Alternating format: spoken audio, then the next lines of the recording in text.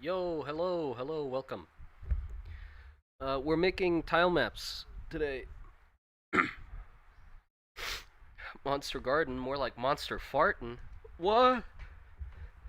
But yeah, I'm making tile maps. So just simple grid-based tile maps, so I can start like plunking them in and messing around with stuff. They're not done yet. I did already try and import like the basic set of 4, and messed around with that, and they worked. Um, Tweaking character rig when? Oh, Thingy already did that. Sam already did that. We pretty much got like a. It's not perfect, but it definitely shows the point of what it's supposed to be. But yeah, hold on, I can show you. Give me a sec. I have too many tabs open.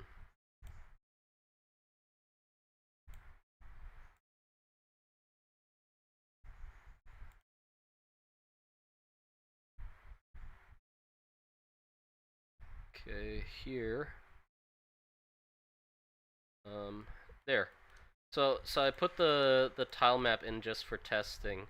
I have them like it's literally the clunkiest.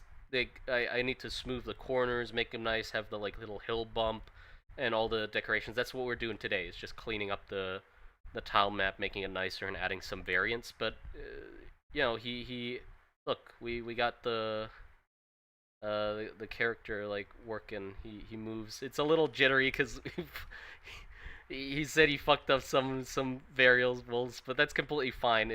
It's a proof of concept. But yeah, the collision works with the environments. Um, they're nice and crowded. There'll be, you know, wider trenches and stuff like that as well. This is just a test, but I like it. I mean, it works. It works how it's supposed to. I got it working. So you know, yeah. Now we just continue.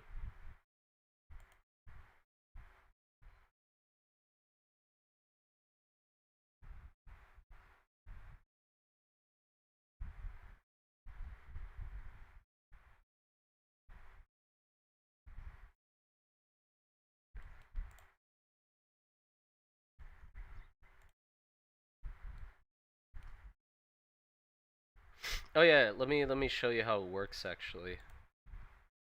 So you see here, so I import the tile maps like this.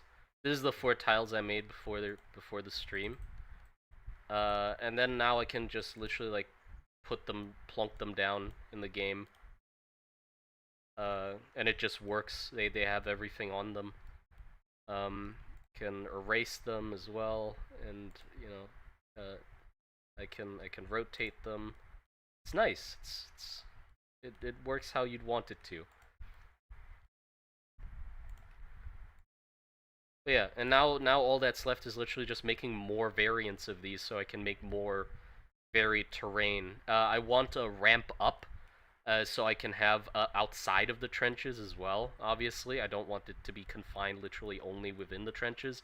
And then like the stuff about like making the ground more variant, like more wiggly and stuff like that. You can always like add that shit later. This is just like a proof of concept, so we have something to work off of. But yeah, that's literally it.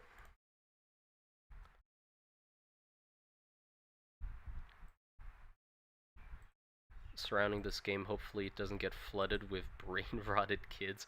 Community around our game? What do you mean? There's no community yet. The game's not even anything yet. There's nothing to have a community over.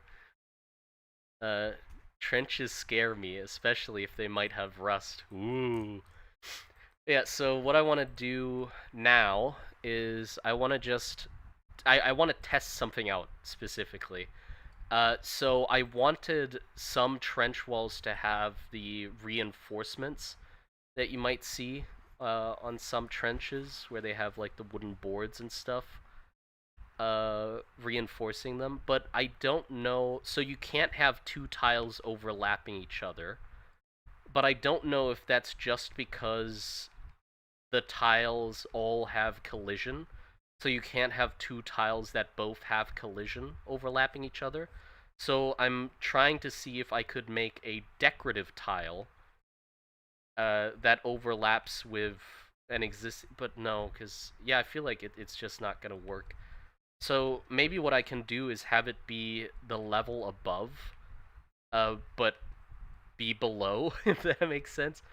So it just decorates the tile below, but it's a level above the tile, without any collision and anything. But visually, it's one tile, one level lower. I could try that. We can try all of those ideas. That's what we're doing. And I also want to see if I can make tiles that are bigger than one square, and how those are placed. If they're placed based on their origin, like the or what? Because I'm curious if I need to make ramps out of separate, like two tile pieces. If there's a ramp up to next level and then ramp down from above level.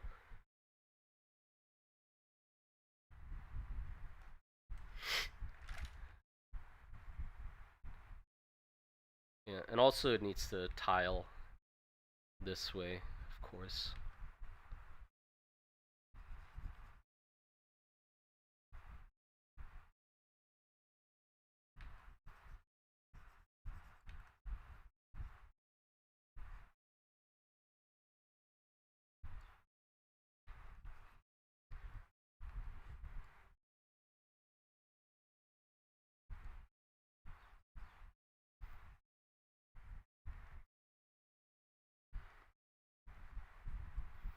So what I thought would be fun was that I'm kind of thinking that it doesn't make sense for trenches to be reinforced with wood. Or it's not the, it's just that wood is quite hard to find with all the trees being gone and stuff like that. So I thought it'd be fun that maybe over time Redroot had mutated to resemble like wooden planks that reinforce walls. So the what actually is happening is this is Redroot, but it's just it looks like it's the trench walls. I think that would be quite fun. It's like fake wooden planks. It is pretty much also still wood because they're both, plant material, but it's just that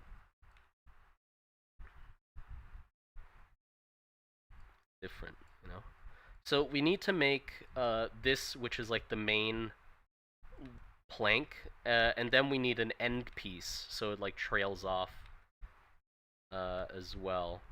And I'm gonna make it really rough for now, because the point is just to see if what I'm thinking works.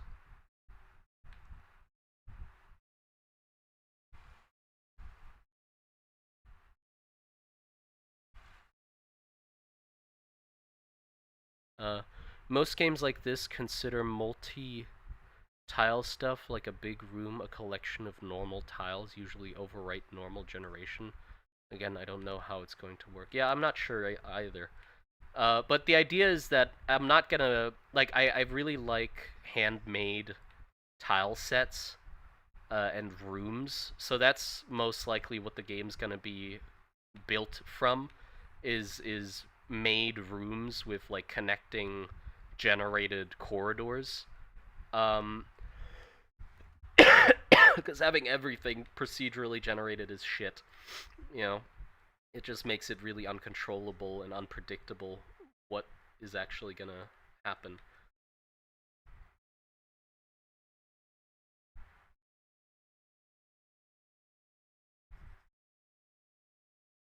You could make a curse biome. Yeah, yeah, that's what I thought of. Was like there's original trenches and then there's the trenches made by the War Witch, which are like a little funky. But yeah, let's just leave it at that. I think I'm literally gonna just add this one tile in and check if my theory is correct or not, and then we can continue from there, because it'll dictate how I make the next tiles.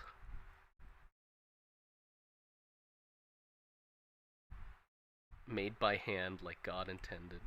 But yeah, I definitely want to try. Like, if when I get my better understanding of tile maps and stuff like that down, this is probably what I'm gonna be spending a lot of my time on. Is just improving the tile map until I'm uh, or not like in one go, but I mean like this is like a forever thing where I can always come back to it and make it better, add more tiles, add more variants, make it more interesting, improve the generation, that kind of stuff, you know?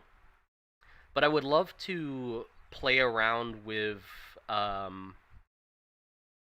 there's ones where it's like two tile maps overlapping each other and they have like rule sets and randomized tiles, so it's a lot easier to like make variants without having to place separate tiles by hand. Uh, so I'll fuck around with that.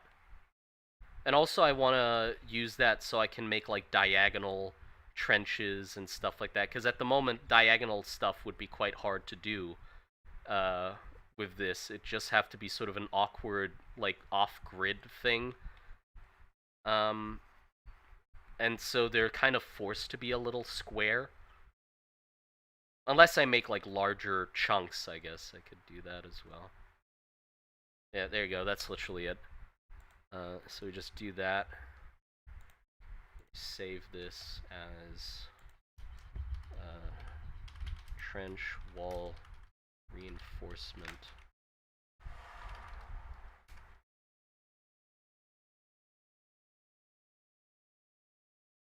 Is there a nearsightedness mechanic? I will love to add a vision cone, like in in Darkwood. But thing is, I feel like we'll have to see if the vision cone will work. Because with how hectic everything's gonna be in combat, I'll have to see if a vision cone is fun, or if it's just gonna be incredibly annoying if you can't see what enemies are doing behind you. Because fun for me is the main priority. I don't want games to be incredibly annoying or brutal just for the sake of punishing the player. Because personally, I like fun games. That just makes sense to me. There's no point in adding mechanics that just outright make the experience less fun.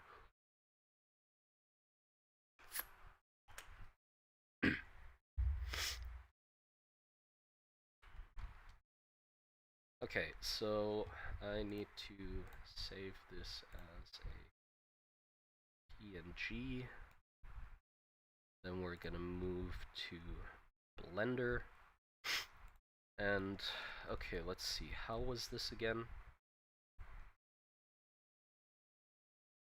So, I guess I can just duplicate one of these. Shift B. G. X2. Nope. -2. Nope. It's minus.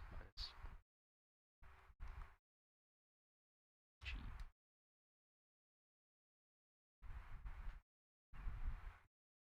The fuck? G. X. -2. There you go.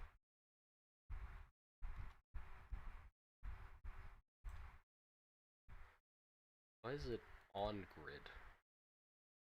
They're supposed to be off grid. Did I mess up one of them?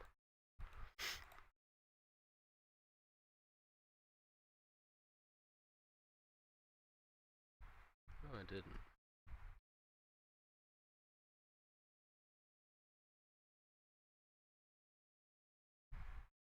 Yeah, there you go. -5. Let's put it over here. Okay, so I need to remove these vertices, and then we're gonna change the texture. Whoops. Is that the wrong thing to do?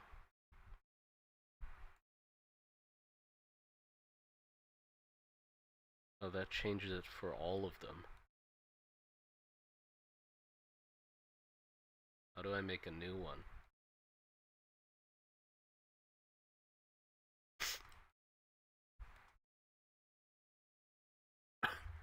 I don't know how to make a new one. Hold on. I'm sick, by the way. So, like, don't mind the sniffling, sneezing, and coughing and shit. Yeah, how the fuck do I make a new one then?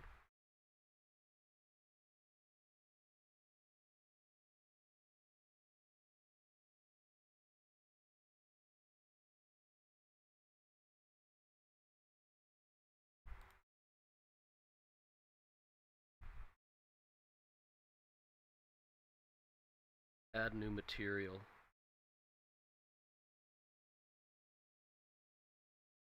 There you go. And I can add this.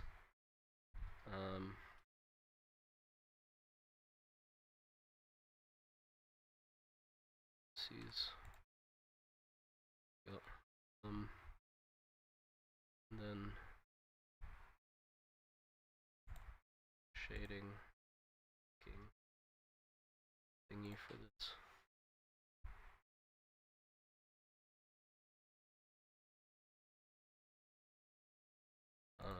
Closest.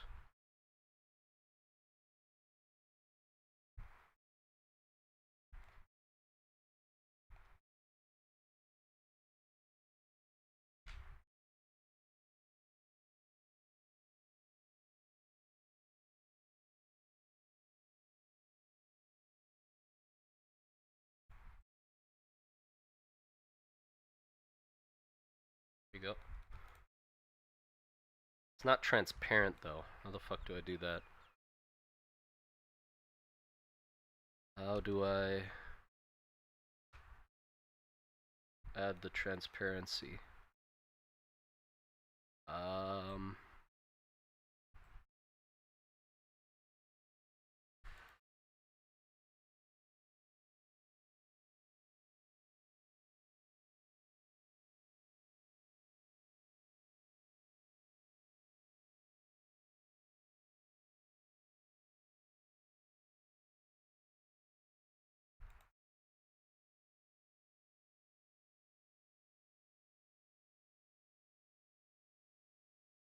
How the fuck do I? I don't know how to do this. No, thank you for the $2. Appreciate it.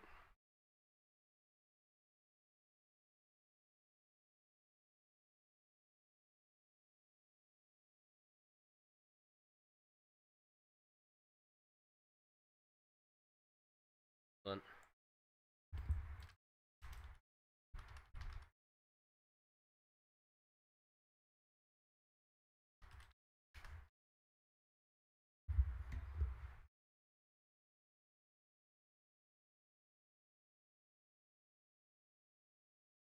Back here to the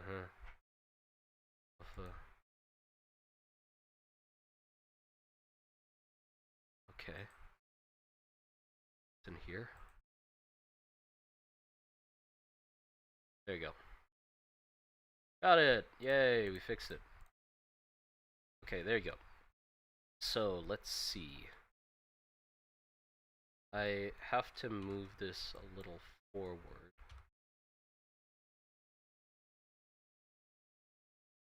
Like this, and that should literally be it.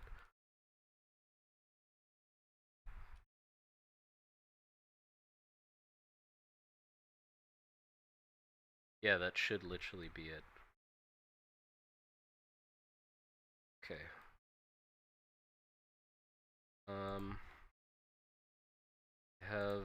I want to add these new ones in as well. Can join these together. So I have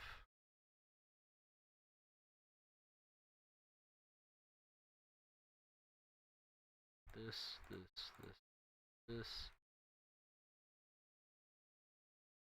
I have that. I'll delete these. It's not as cluttered.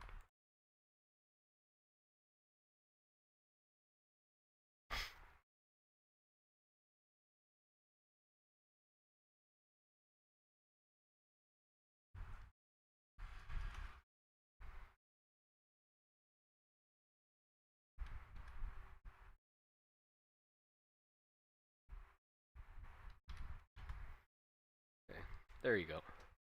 So just this one, and I'll call this one just reinforcement.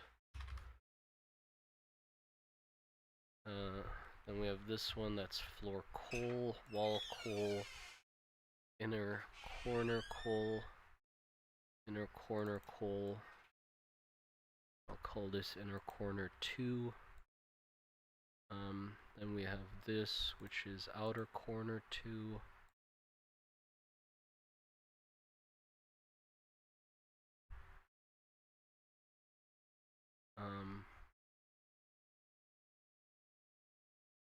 And then reinforcement, which doesn't need a coal. That should be it. I just in case, I select all of these, Control A, rotation and scale. Select them again. I export them as that. Include selected objects, tile map 2. Transform data. Okay, there you go. Should be it. Hop into Godot and check if I did it right.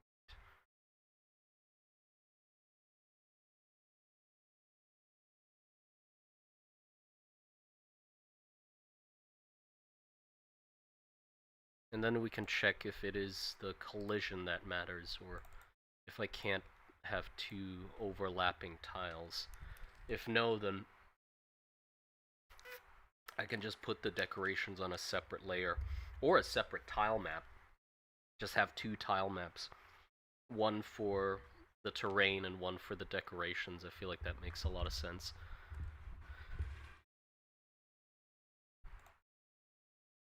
Yeah, so tile map 2. Let's move. Tile map 2. A new inherited scene. Hello. Control S. Save tile map 2.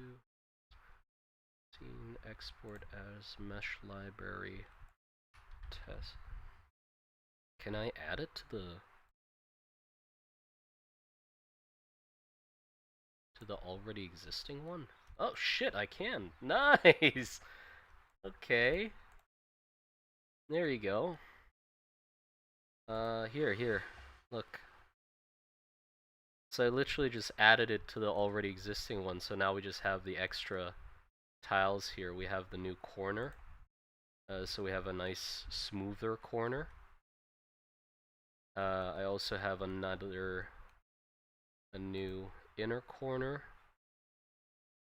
That's rounded. And all of these should have collisions. Check right, yeah. The only one that doesn't is reinforcements. But yeah, it does not seem that I'm allowed to put that on the same thing. So what I could do is make a separate tile map or grid map that's only for the decorations, or I could, yeah, change the floor height like this and add the decorations, but then just in Blender just shift these down 1 meter so they still line up with the tiles from the previous level, even though they're 1 level higher. So I could do that as well. I think it's going to be smarter to make a separate grid map, though. I think that's probably the better idea. Yeah. And also I messed this up, because I should have put this on the tile with the slope. Because, for example, if I wanted to decorate this side and the opposing side, then that doesn't work because it's on the same tile. Great. Okay, that's good to know.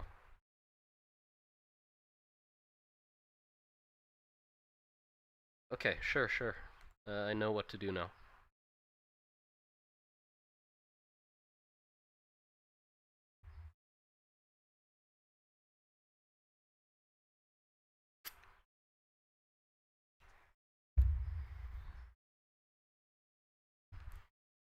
Who the fuck are we calling a good boy in chat here? Am I the only one who can't hear him? Yeah, I think so. Wall with reinforcement, a tile instead of just reinforcement alone.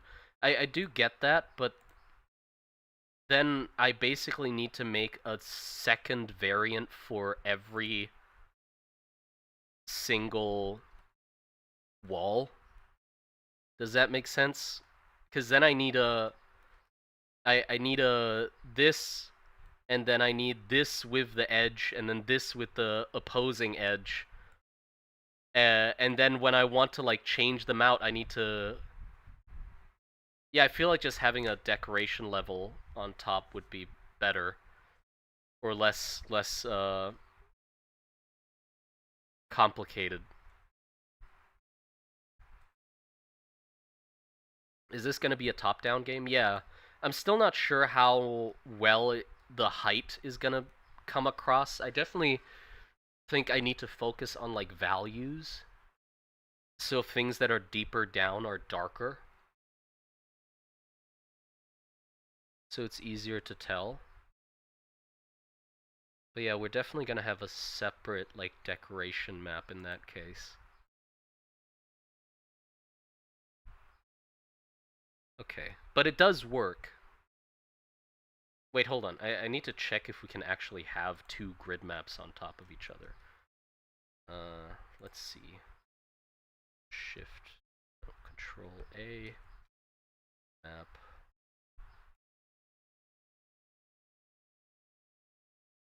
Yeah, I can have a second grid map on top of the first.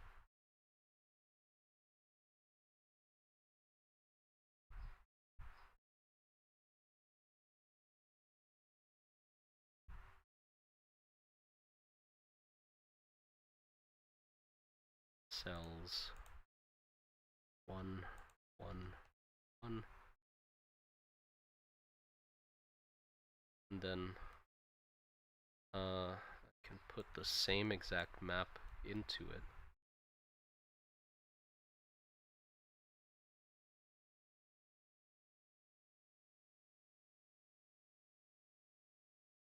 There you go. Yeah, it literally already works if I just do that. So yeah, I will make a second grid map probably. If it doesn't work, I can literally just fuse them together into their own tiles afterwards. So it's not like I fuck up if I go down this route and can't reverse it or anything. I can definitely just go back. But yeah, see, I can add them now because this is on a separate grid map, and they don't have any collision. So yeah, they're completely fine. So yeah, now we need just an end piece for this, and also I want like different variants of this, so it's not like the same one repeating over and over again. And then we need pieces that curve around edges, and I also want a version of these that has the stepping stool for you to like look up to the next level, for it to have that step on it. And then I need a ramp as well, so I can get from this level up to the above level. And that would be pretty much everything to start like messing around and try and figure stuff out. Okay. Cool, cool, cool. No, that's the stop stream. I almost stopped streaming. My brain. Seems a bit narrow, though. It's trenches. I mean, yeah, of course it's narrow, but no, I just made the trench narrow. I can just as easily make a trench too wide. Uh, so don't worry. The not all like combat wise, of course, not all trenches are gonna be narrow as fuck because that's just difficult to maneuver around in. Are you holding a stick or a gun? A gun. All right, it's a gun. I mean, it's not a gun yet. It is just a stick, but it's gonna be a gun.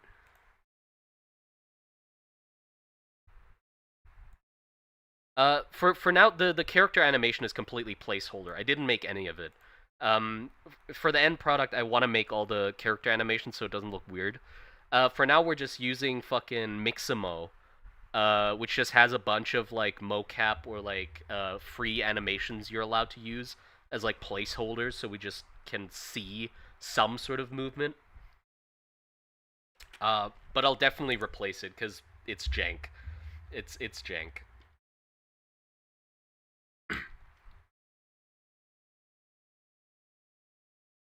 Yeah, let's go back to Krita.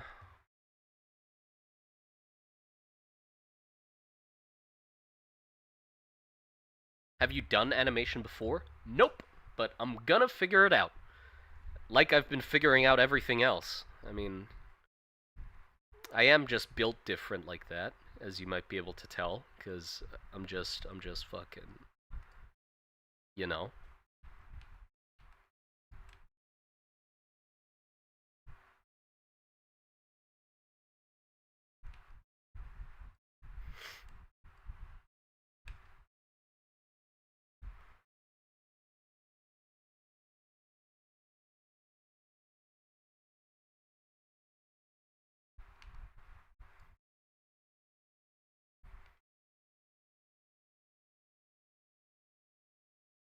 Save as.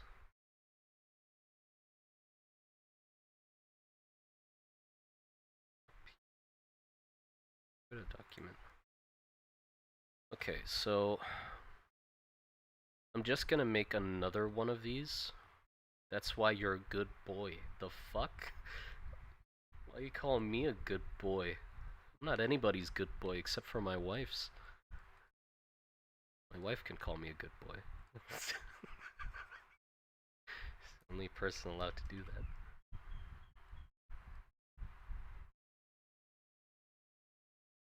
Been trying to learn Blender. I mean, best thing I'd recommend is just learn one thing at a time. There's so much shit in Blender, just take one thing of it, and learn it, and then move on to the next thing. Or fuck around with it a decent amount first, and then move on to the next thing.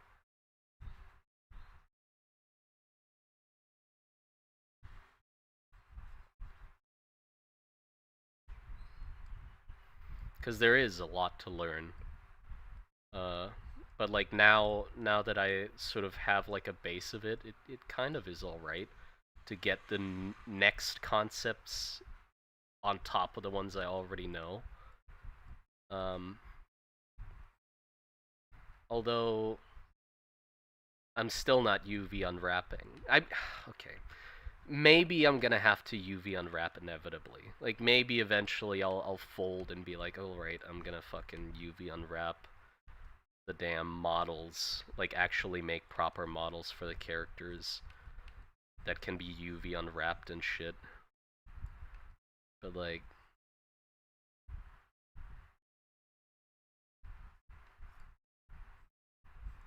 I don't know. I just really don't like it. It's just boring. It's unfolding a fucking paper craft dummy. Why not just draw the paper craft and then fold it together into it in the first place? Although I can't deny it is a little janky, the way I did it. We'll have to see, because the thing is, it works fine with like the little model I made of the simple person, but I feel like the process might break down when I go for like more complicated things, like more complicated creatures and stuff like that. It might fall apart, and I might have to accept that I just need to make models the normal way.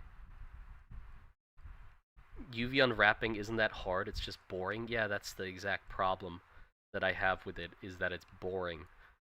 Because my attention span doesn't really allow for things, for me to do things that are boring, you know? So even if I make it, if I do it in a more difficult way, if the way is more engaging, I'd rather do it that way because my brain can allow me to keep doing it. Like the stupid fucking wrapping that I'm doing. Okay, there you go. Just have a variant of it.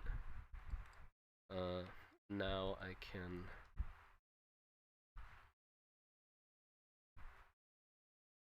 duplicate it once more, and we do an edge tile.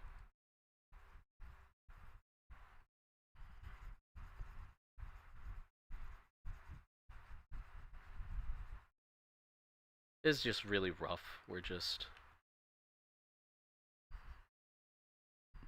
doing the bare minimum to get the idea across.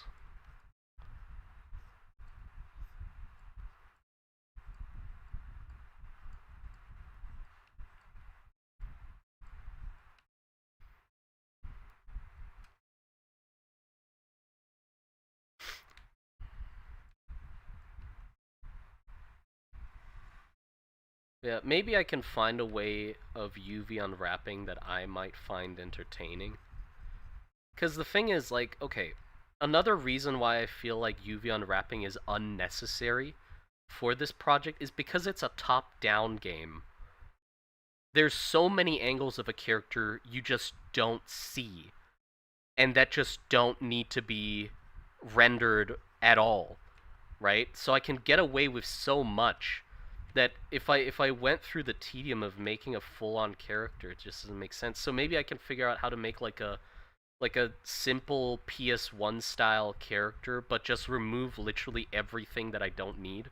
Like the underside of things, make the feet completely flat, make the hands completely flat, stuff like that. And like remove the underside of objects, because I don't need the underside either. It'd be pretty easy to unwrap them at that point, I think, because then they're just open cylinders. Everything's just an open cylinder. Based on, and the map distorts textures based on size. Yeah, that's also what I find annoying, is like, then you need to like make sure that it doesn't stretch too much and shit like that. Um, and I feel like if I just make the model out of flat images anyway, then I can ensure that it doesn't stretch, because I just draw it the size it's gonna be, so I don't have to do all that guessing game. And I don't want to like, I want like instant feedback with how it looks, which means I have to draw it in Blender if I'm gonna like make a make a map, or like UV unwrap it and then paint it. I'd have to paint it in Blender, right, to fully like see it change at real time. Maybe there's a way to do it differently that I don't know of, but I just don't like the brushes in Blender. I'd rather use my Krita that's comfortable.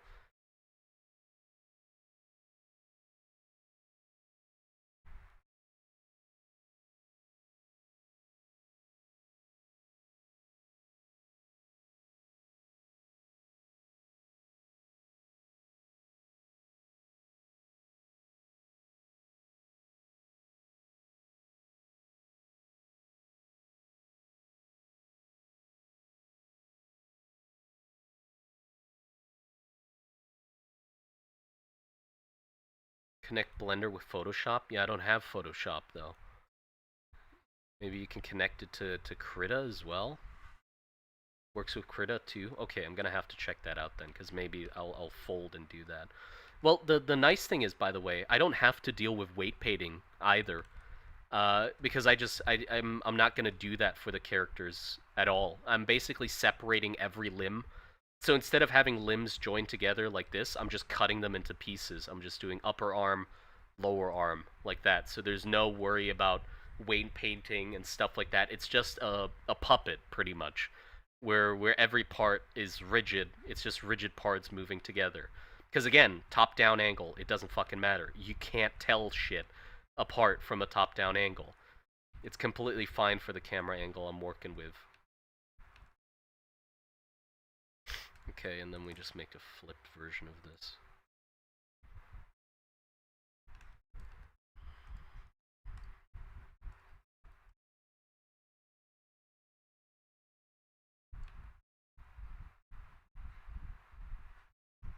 Okay, I'll look into that then, because then maybe I'll just shift to actually UV unwrapping and make the most recent video I posted completely invalid. Because yeah, those were my main gripes with UV unwrapping. But if I'm removing pretty much anything that makes UV unwrapping annoying, then maybe I will be fine with UV unwrapping. Because like I see that UV unwrapping is annoying around like complicated objects, like hands and stuff like that. They get all distorted. But if my hands are just flat planes, then that's not a issue. If my feet are completely flat planes, that's not an issue. Yeah.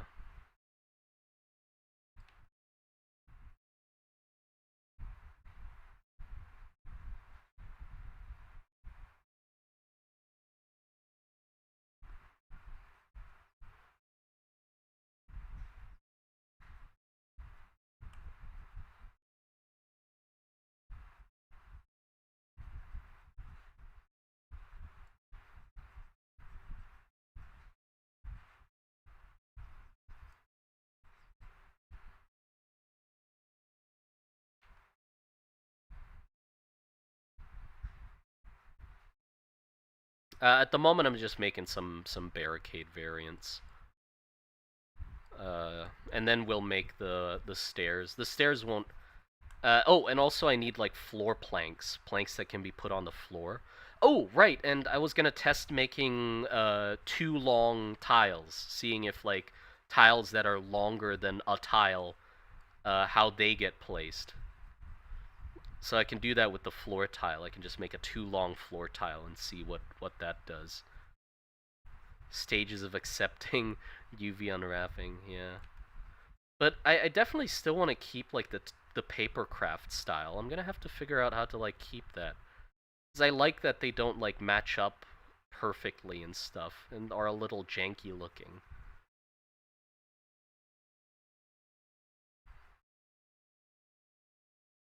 UV paper folding, yeah. Cause like look. This is what I did for the soldier I made, right? Where is it?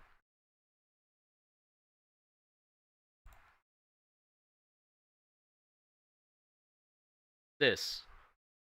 That's the soldier. Doesn't this look easier than UV unwrapping? I feel like that's easier. Cause it's not like I'm trying to stretch it's just the front view and the side view. And I just fold them in a little to make them curve and fit each other. You know? Like, this just looks so simple. And if I want to change anything about this, I can literally draw it in here. If I want a different shape for the chest plate, I just draw a different shape and then bend it a little bit in the fucking file. What if I want to add, like, a bandolier to this? I draw a bandolier strap and a pouch that's folded open. Done. This is UV unwrapping. Shut up! Shut up! Shut up! It isn't! It isn't! This is better! This is better! Hope or cope?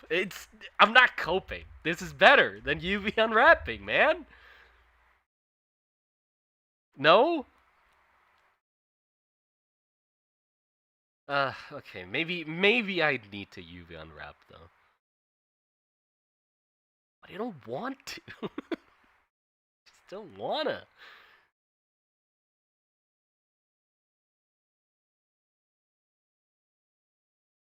You'd have to model it around that. This looks cool, but it looks like with Krita, it allows you to do that with the wrap. Yeah. But I basically skipped the unwrapping part. Like, I'm not unfolding anything because it's already here.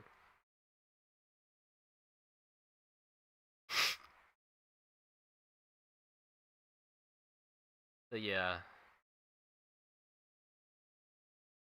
Unrewrapping? Yeah, it's UV raw dogging, as I'd like to call it. I'm UV raw dogging.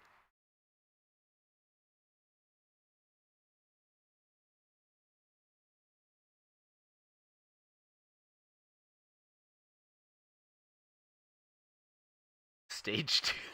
Shut up! I'm not gonna... Need to wrap.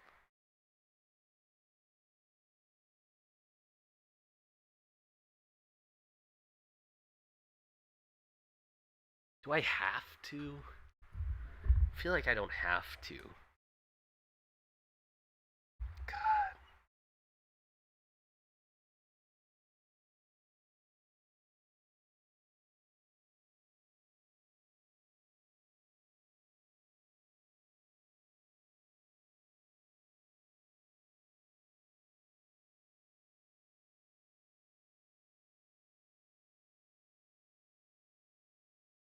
I mean, okay, think about this. You're saying that I'm basically making the texture first, then modeling it from the texture. But that I'm not wasting time, because if I didn't do it this way, then I would be spending that time modeling instead and unwrapping instead, right? So the time I spend fiddling with folding it together is the time other people spend making the model and then unwrapping it and then doing the textures. And I add that emphasis into my voice just to make my point better, because I make it sound like it takes long, you know and my method is just bam bam. See, it's so fast, and that method is so slow. That's how you make a good point.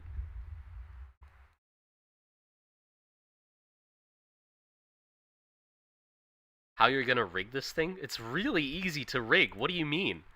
Just combine the pieces together. That's the upper arm, lower arm, and then just uh fucking rig it without any weights. There's no weights. It's just a doll.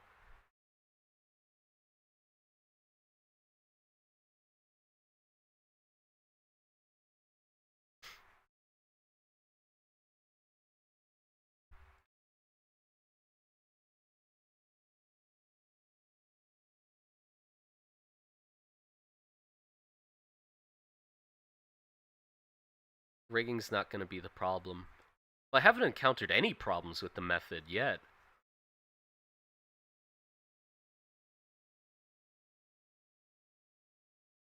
Yet is the big word. Yeah. Okay, look, I'm gonna fucking figure out UV unwrapping then. Jesus Christ, I'm becoming a 3D artist. Fuck me.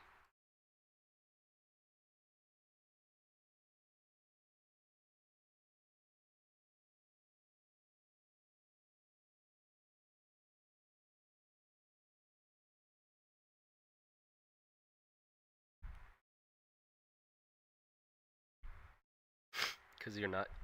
Hold on.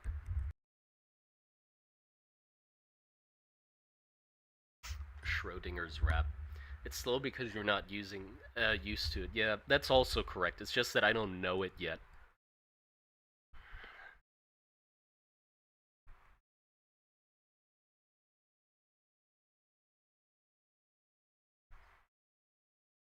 Do I just 3D model?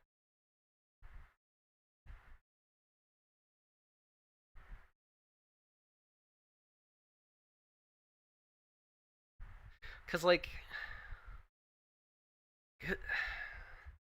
if I keep going with this method and I find like a limit to it, and then I switch to the other one, then I need to. They're not gonna look exactly the same. There's gonna be some differences, so I'm gonna have to change all of the other ones back.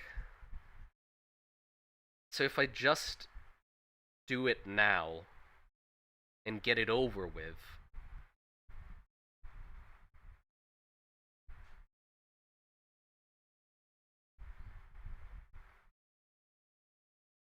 Hold on, I'll open Hubert's short Blender tutorial. Hubert, that's the name of a guy who definitely knows what he's talking about.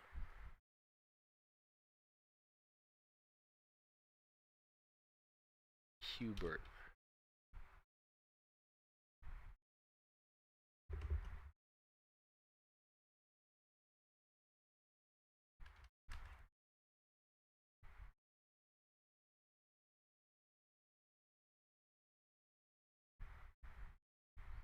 Yeah, I'll look it up later.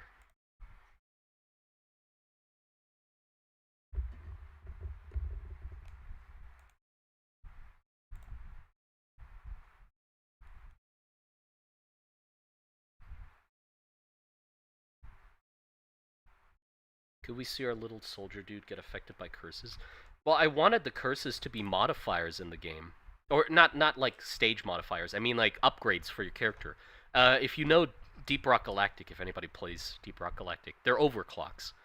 I think curses can be a nice stand-in for overclocks. When it comes to upgrades in games, I love upgrades that have an upside and a downside, and that's pretty much curses, right?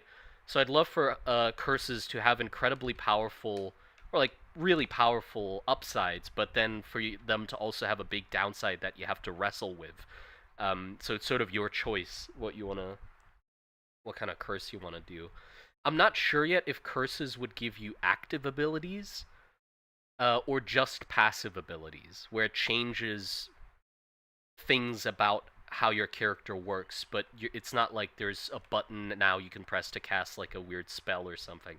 I'm not sure about that. I do want stuff like placing like creating walls of bramble and stuff like that, but I don't know how I would implement that nicely, you know? Yeah. I had an idea for one curse that was going to be a Matryoshka curse, where you have multiple lives, but every time you get fleshy and like weaker, every time you die, and you can't heal anymore. So the healing mechanic's completely removed. But you have multiple health bars, but every time one breaks, you get a little smaller and a little weaker. If it helps you, is it really a curse? I mean, you could say that it isn't, but eh, you know. The idea in the world is like you've engineered curses to be beneficial. Like humans have manipulated and engineered curses to the point that they are beneficial, and we can use them to our advantage. But the name curse just sticks around, you know.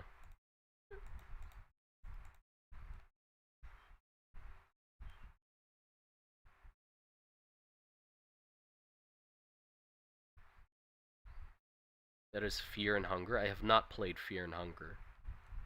Can you get rid of curses? Yes, yes, you would get rid of curses. Will mages be in the game? As an enemy, probably, but not as a playable character. Your character, I feel like, if you want to cast spells, it'll be reliant on grenades and scrolls, but not. You won't have like any spells, because like mages are so broken.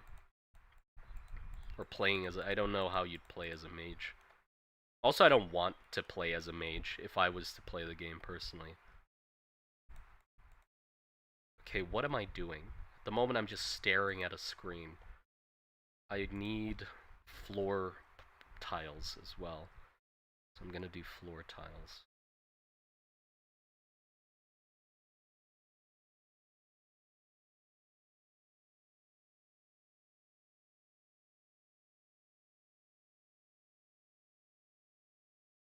I'm gonna see if two wide floor tiles work.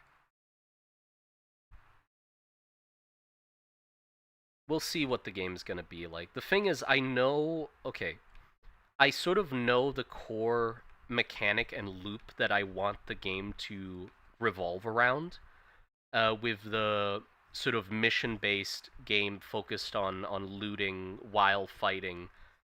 But the issue is I'm not quite sure what kind of game would benefit of those kinds of mechanics, because uh, if it's a game focused on looting, you kind of need the loot to be good, right? But I don't want an extraction shooter. Like I don't want you to be able to like extract with guns and then have a cache of guns that you go into a mission in. I want like a permanent loadout you just get to unlock more things with. Because I find so here's the thing. When I play extraction shooters, oftentimes well, I need to sneeze. Uh, Many people probably have this issue, but if you play extraction shooters, I have the tendency of hoarding things. I'll have grenades, I'll have equipments, consumables galore, but I don't use them because of the fear that I'll need them later. So I never get to use them, right?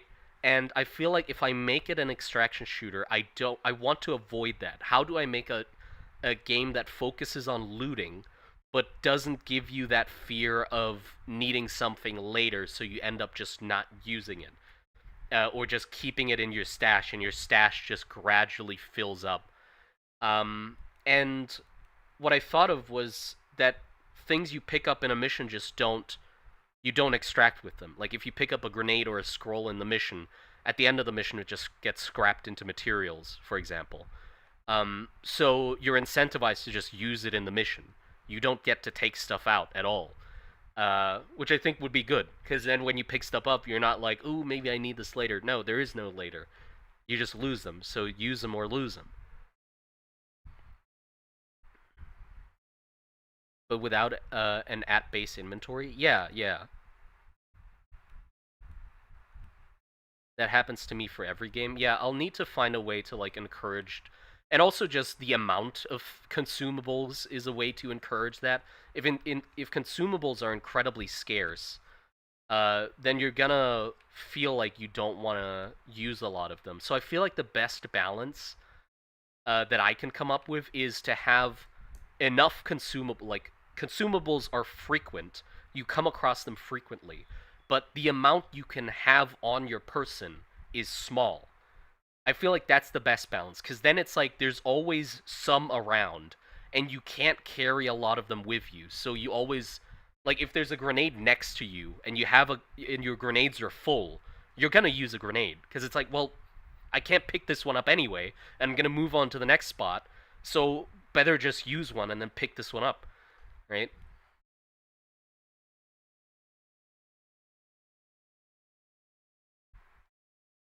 Yeah. I don't know what Witchfire does. I'll have to check out Witchfire then and how they do it.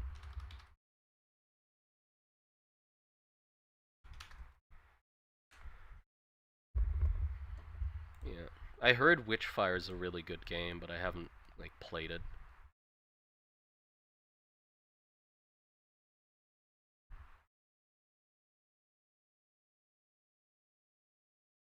Will there be boss fights? I don't know. I don't know. I'm not sure about it yet. Cuz it's like I really like mission-based games like Deep Rock Galactic where it's just a casual sort of like you go into a run and you do the objective and then and then it ends and you're like, "Oh, that was a fun little thing." Right? I like those kinds of games. I don't like games with like a long storyline or stuff like that. I want to focus on like a very tight repeatable loop that you just enjoy of like a mission. But I'm not sure about like yeah, I mean it could be hmm I have considered a roguelike, right? Because obviously roguelikes are blah blah blah, whatever. Like every indie game is a fucking roguelike. But like it does make sense. Because like you could make a good roguelike extraction shooter. Because after every loop, it's pretty much the same thing as a wipe. You know? So you build up materials as you go through uh, gradually more difficult missions. And then you reach the crescendo of the end boss or whatever, um, and then it loops, and then you do it over again, right? And the satisfaction sort of happens again. But then it's like, how long is a run? you know, how long is a run? And I don't think I can make like interesting enough boss fights and stuff like that for that stuff. I mean, DRG does have bosses, but they're boss missions. right? So it's still a mission-based game. Like it, it's this like going into a boss mission is the same as going into a fucking Morkite digging mission or a, a an escort mission, right? It's just another variant of mission. So it's not like a lead up to a boss fight where you like do 2 or 3 normal missions and then the boss mission. No, it's just another mission type. But I like it because it like just makes you prepare into it differently. Like you change your loadout per mission because every mission sort of prefers a different type of play style.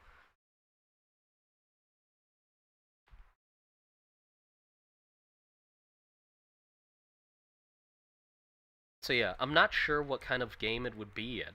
I feel like I need to have the core mechanics there first, like how the combat works and how the inventory and picking stuff up feels.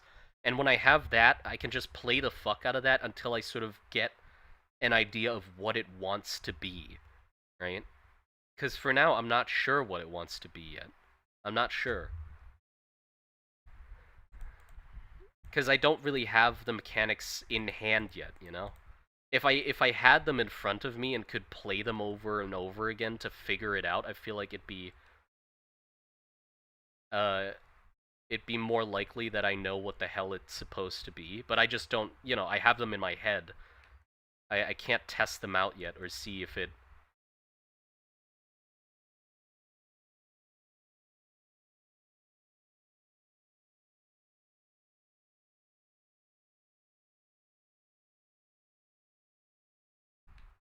And also one thing I hate about extraction shooters is that a lot of them have content that's like harder maps that are behind getting better loot before you enter those maps to experience that part of the game. And because I suck at them, basically I just don't get to play half the game. Of every extraction shooter I play, I don't get to play half the game because I'm just not good enough to experience the other half. So, that's just another thing I'd be like, this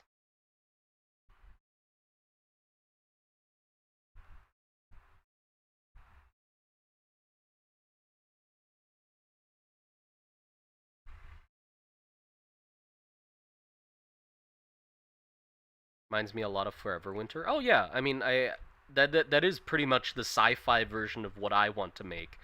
Like it's the same idea where it's just a continuous war that goes on forever, and the reason for why the war started has long and shit like that. Yeah, I'm not gonna like make it out to not be that.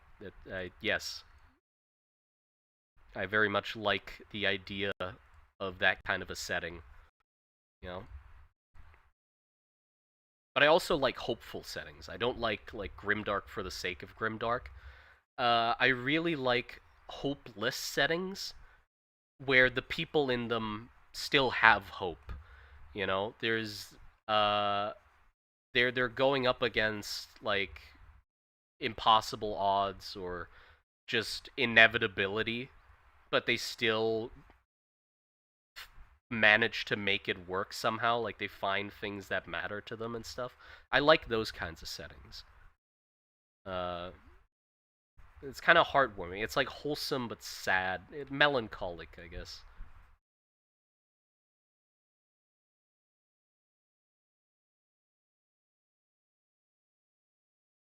Wanted to make a book and then we're like, time to make a game.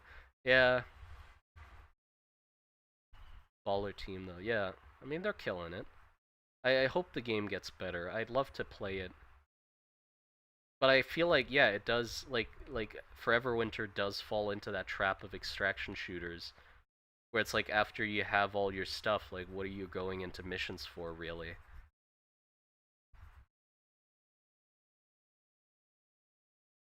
Uh, I mean yeah, it would be quicker to erase the outline, but I'm just having fun fucking scribbling. Is anyone happy in your setting? Yeah. I mean they're happy to the point that they can be.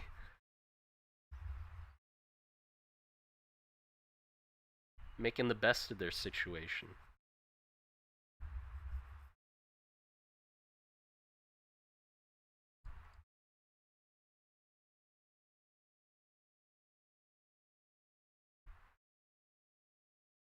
tired of it pretty quickly. Yeah, I hope they can fix that. I don't know what they would do though. Like that's it. The thing is, I'm pretty much tackling the same issue that Forever Winter is dealing with, right? I'm asking myself the same questions and having to. So I'm trying to find a better solution than what they came up with. Which is a tall task to give myself. Is basically figure out a better way to make this game loop than a proper fucking professional studio go. But I think I could probably come up with something. I think there's something there that I could find. I'm just not that sure yet.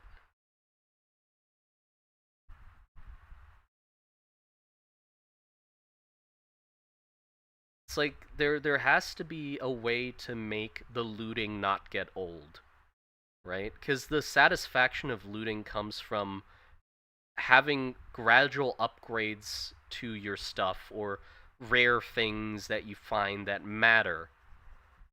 But as the more of that stuff you accumulate, the less interesting it gets. And the way every extraction shooter had solved this was by doing wipes, right? So the only way to fix it is to just start again with a blank slate, which to me sounds like a fucking roguelike.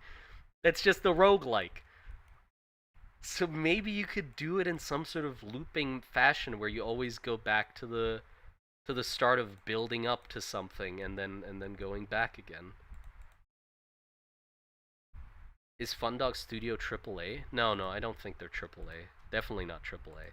Double A, maybe. I think yeah, you could call them double A probably. They're definitely big, but have I ever played Disco Elysium? Nope. I don't have the brain for that kind of game. I don't know shit about like politics and stuff like that. Okay, so what do I do now? Now I just need to lay these out nicely.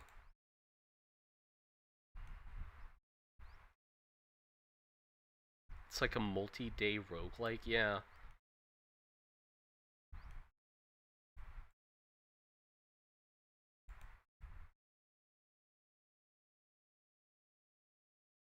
I'm gonna play Sulfur, cause I wanna. Somebody gifted me Sulfur, uh, and I wanna play that, cause that is also a roguelike extraction shooter, right? So I wanna see how they did it, and they also have interesting graphics. Keep cooking, like in general, by the way. Thank you, appreciate it.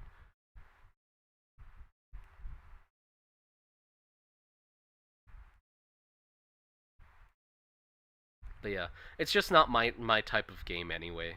You know, I was gonna say they've got a sort of looting system. Sulfur's just such a cute game. Yeah, it is. Okay, how the fuck do I hold on? So 1, 2, 3, 4, 5.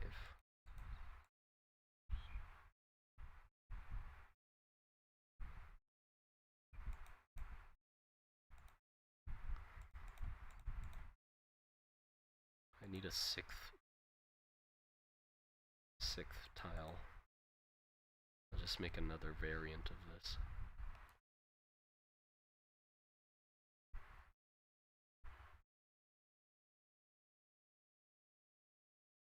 Can I please make a wooden plank? What do you mean? Very good writing. Yeah, but like I'm like as a person I just don't really care about writing that much in games. Like I play games purely for gameplay. Purely. Purely. Like the writing adds a little nice flavor, like with Hades for example, it's enjoyable, but the reason I stick around is because the game's just fun to play, right? So I never got into like fully story-based games or something like that cuz it's just not my style, you know. Nothing against people who like that kind of game. It's just I don't. Gotta preface that because nowadays it's hard to have an opinion without people thinking it's a personal attack,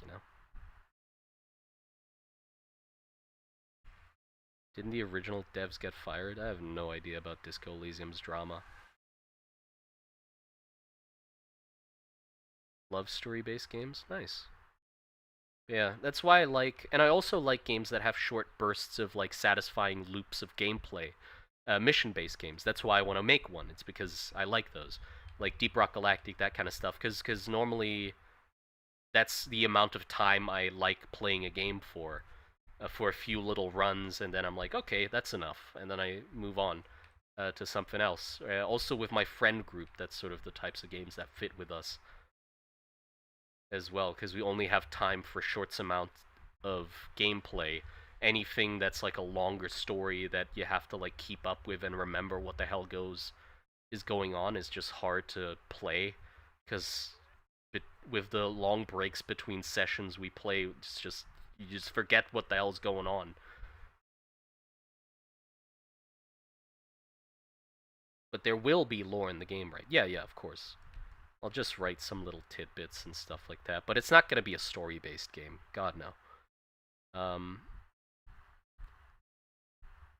But I'll definitely like write little stories or like lore bits in like journals or stuff like that. That'll be fun. But like a cohesive, like long storyline with arcs and shit, nah. I'm not good enough for that. Or I'm not good at that stuff. Like Lethal Company. Yeah, Lethal Company as well. I guess it could be something like that, where it's just like...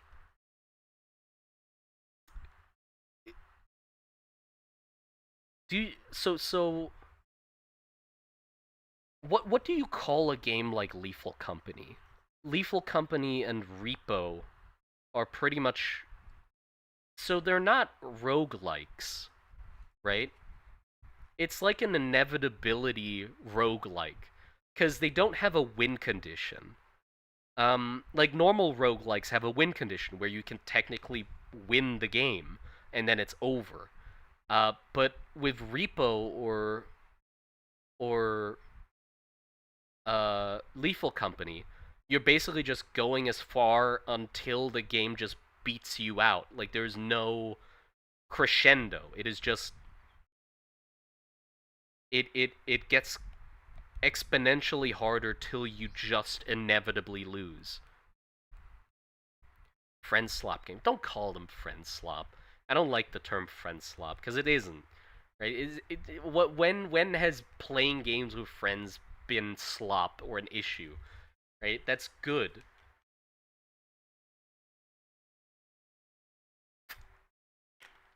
Like even peak you can win, right? Peak you can get to the top of the peak.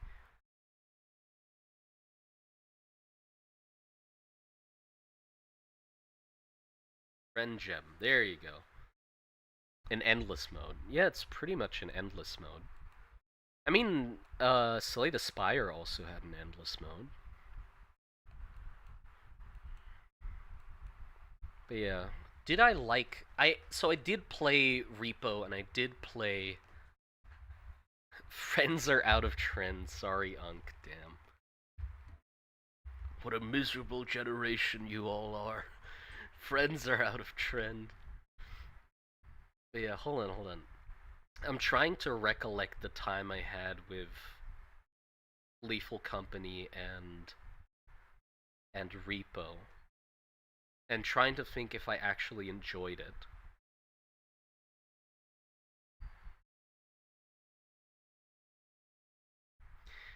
I think I did.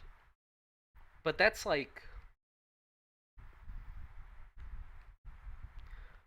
Those kinds of games I feel like are really hard to pull off. Because that's like pure, raw gameplay. Like, does the loop... Is the loop literally fun enough to be the only reason why people would play it?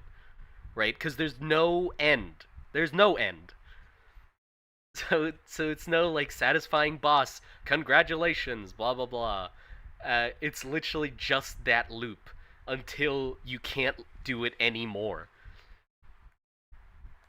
So I feel like an endless like if I made it so you basically go into missions and they procedurally get harder and harder until you just can't beat them anymore. That means the base loop just has to be so fucking good that's the only thing you play it for. You don't like Repo at all, but I like Lethal Company? Huh, interesting. Why?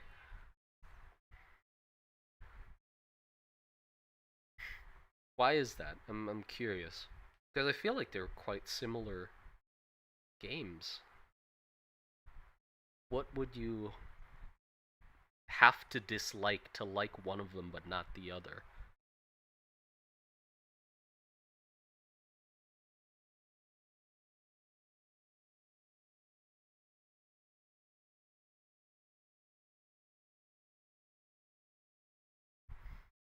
Objective terms, friend slop games aren't very good. On a technical level, they're a slop. But because the base loop is good and it's played with friends, they're fun. I guess so. Yeah, but I still don't like the term slop. But yeah, you are right that the game is basically it is basically just the raw mechanic, and there's no objective, like a good objective that you'd expect from a game. Like a Mingus? Nah.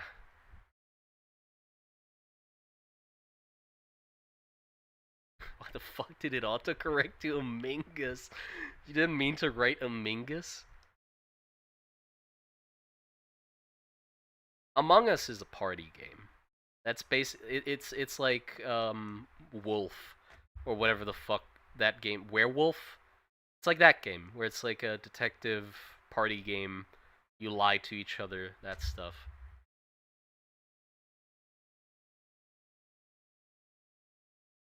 Slop is very negative. I mean, it's overused. You know, it doesn't have a meaning. That's what I feel like. It's just you just slap it on to make it sound negative, but it doesn't really enhance your explanation of what you're talking about. It doesn't elaborate on it. Social deduction game. Yeah, I suck at Among Us. 'Cause I'm just really bad at lying and shit. Or like knowing if people are lying. On a technical level, they're very good. They have physics, everything, and developed in-game voice chat physics. Lethal Company has little moments of rest and repose, and its larger environments mean a lot more players splitting off from the group, which makes it scary. Repo doesn't really do any of that. Yeah, you are right. Cause yeah, Repo has or yeah, Lethal Company has the inside of the ship, but then it also has the exterior, and then you go into the compound. So it sort of has this like breathing route. Like when you get out of the door, it's sort of this, like big sigh moment of you holding your junk, uh, and just being like, fuck, like I escaped the monster. Where Repo doesn't really have that because the monsters just chase you right up to the ship. Um,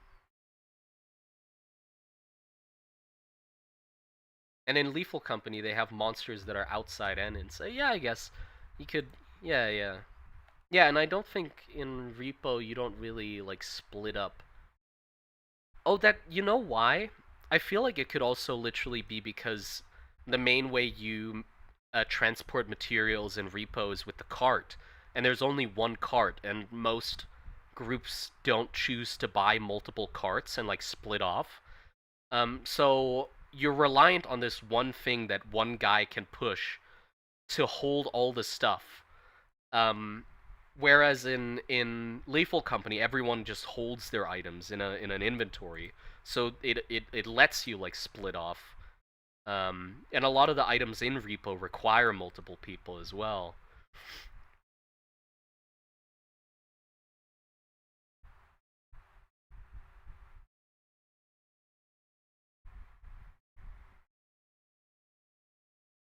Hold your junk. No, that's. I mean, like the trash you pick up in the on the interior.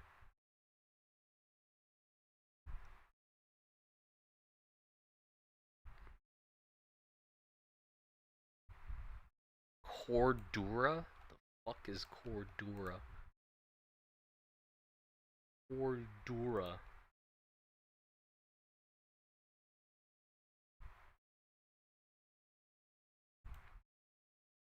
I don't. I've never heard of this, and I've never seen it.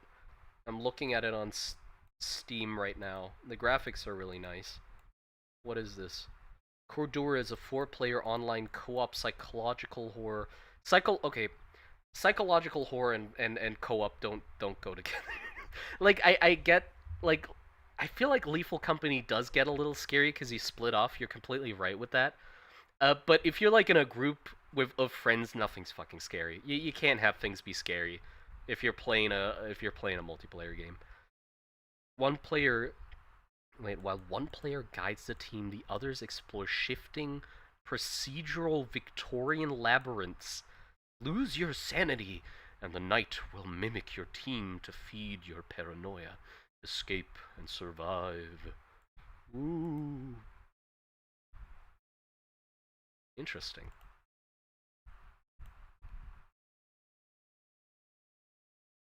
Actually does a good job of being a fake you. Oh, that is hard. Yeah. We'll see if they pull it off. Right. Gotta move this up. Okay, I've been yapping enough. Now we just actually have to do things.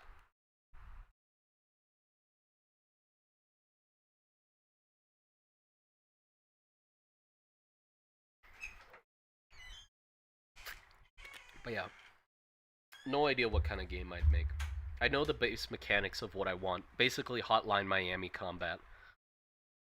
I really like the Hotline Miami combat, but slower, because I'm old. Uh, no idea what kind of game that would fit into. Something extraction shooter, roguelike, mission based, whatever. Slop. That's the plan. Okay, so I have 6 tiles. One, two.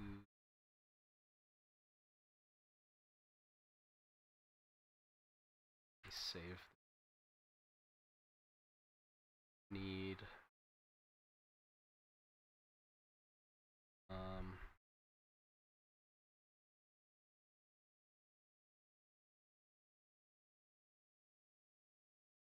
Game called Jackal came out recently. Might be fun to check out. Yeah, I just like games where you can like throw stuff and and beat people over the head with stuff.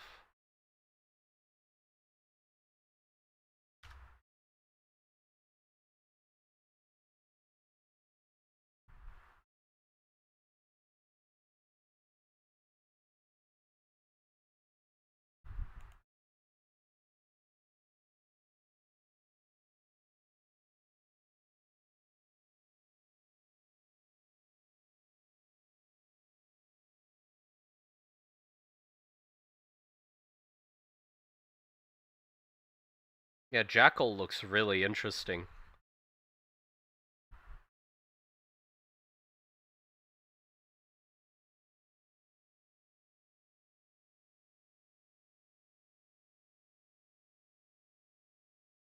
Yeah, I can take a lot of inspiration from this actually. This looks really interesting. That is pretty much a like Hotline Miami with more of a health bar and also top-down 3D graphics. Yeah, fuck it. I'm not making my game anymore. This is it. That's the game I wanted to play. There you go. Sorry guys, game canceled. Uh, Jackal, just if you want a game that I was imagining of making, just play Jackal and put a fucking trench skin over it.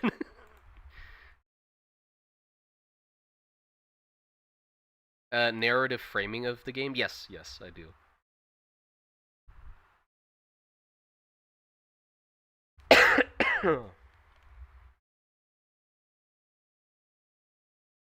Image, resize canvas.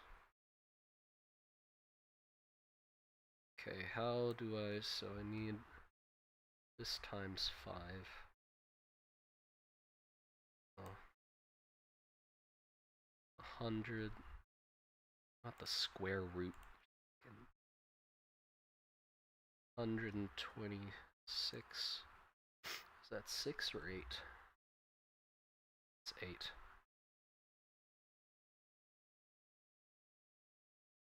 128. 640. Okay, 640. There you go.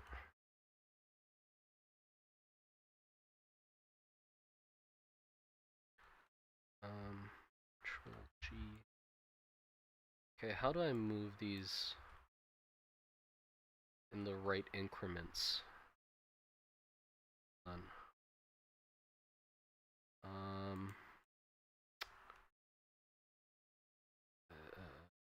Okay, I have a grid guide. Here it is. Show grid.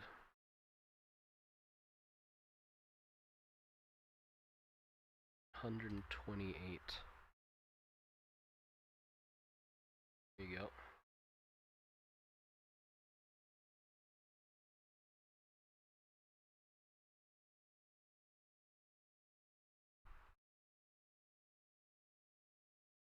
Hold on, can I layer, transform layer? No.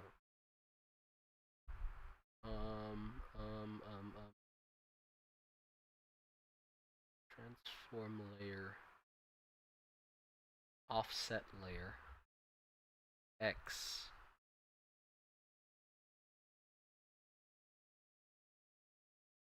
Y.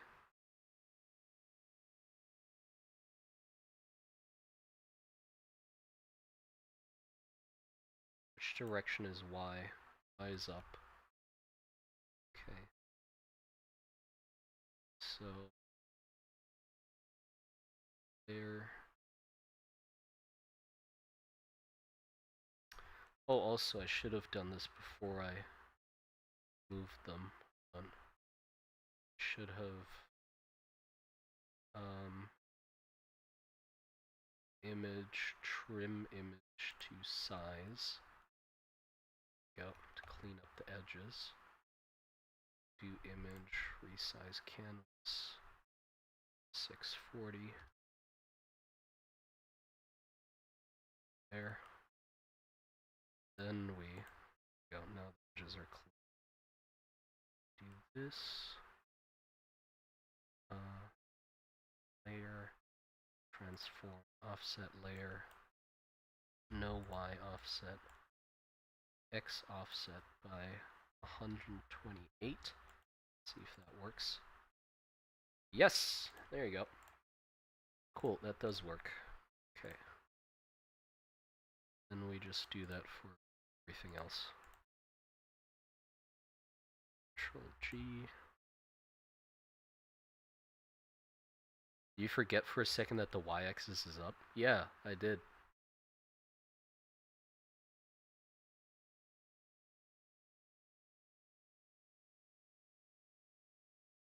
Okay, and this one I'm gonna just do 8 and then just do 228 again for that.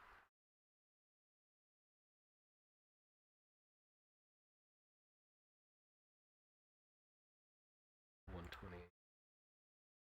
There you go.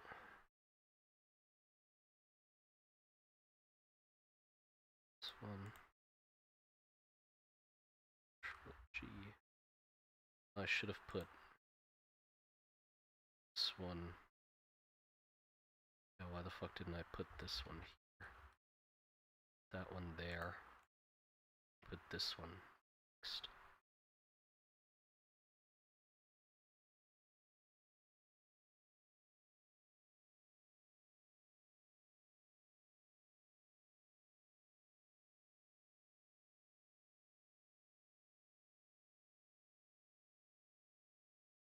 This one third.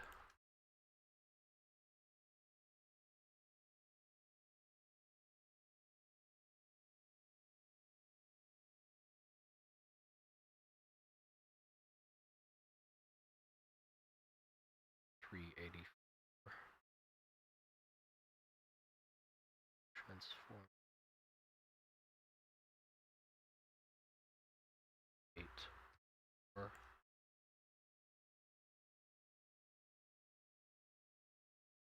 And last one.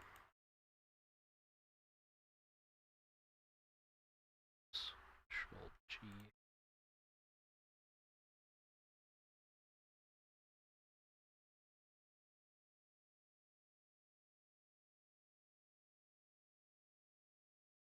12.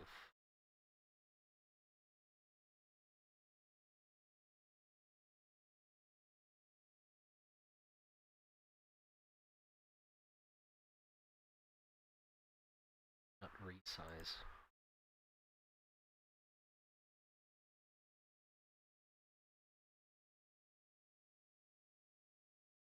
Also, the fun thing about having a... Oh, whoops. Because... Slayer. The fun thing is, when I get the game, like... when I get the game in a playable enough state, I can just have you guys playtest the fuck out of it. And then I can get a bunch of feedback on what to improve, which is really useful. And then also we can just brainstorm together what the hell would be the best thing to turn it into. Which I think is going to help a lot. Just having a lot of like back and forth, I think, would be good. I like the idea of that.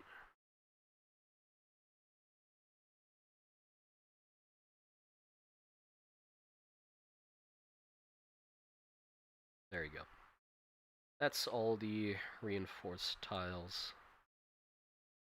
Do a translucent background. Save it. For free? I mean, playtests should be for free, right? And then when the game comes out, then you give me the money. But fuck. Sorry, I should have muted for that. Yeah.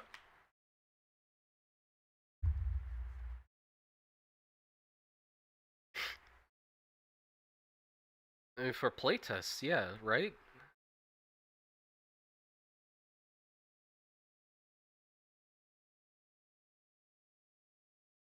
Okay, there you go. That's good enough. Save as the P and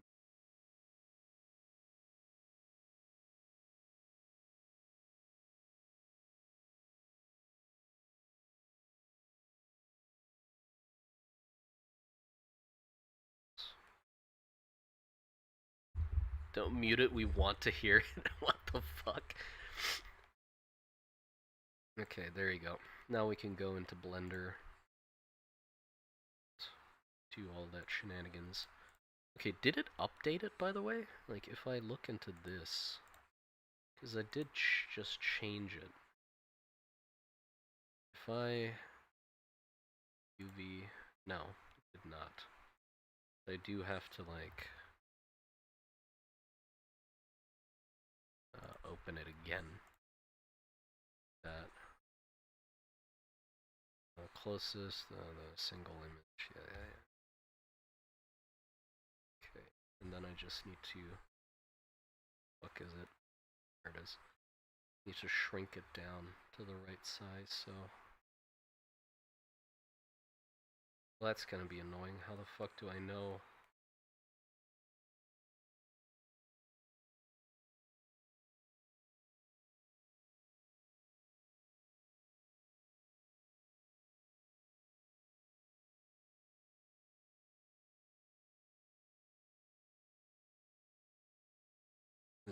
.4? Yes, cool. And G X is negative 0.4. There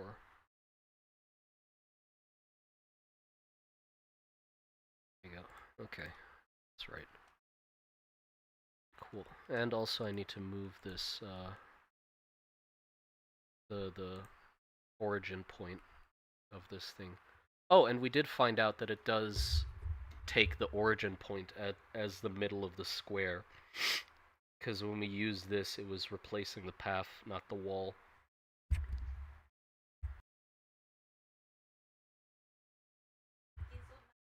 My...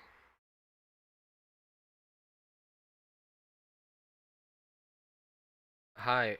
How to make normal maps in Photoshop. I'm not using Photoshop. I'm using Krita. And in Krita, it's just a filter. So, like, look, if...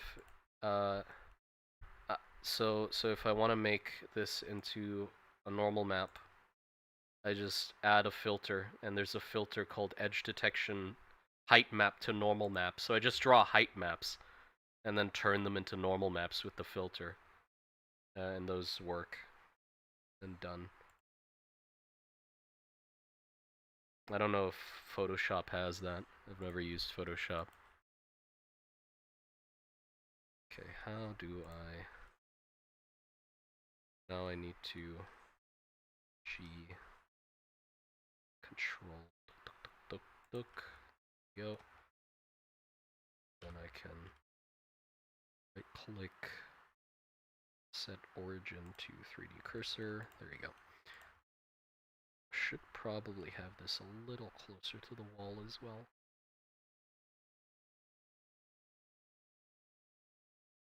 Yeah, that works. Okay. Set origin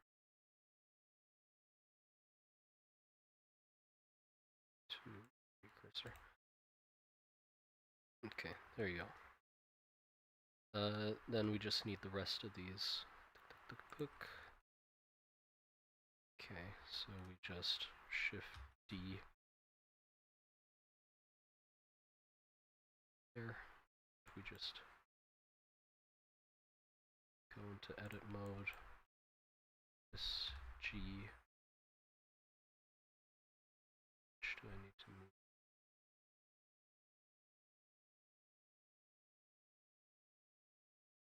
0.2.2. Oh. Shift D. Dunk. Again.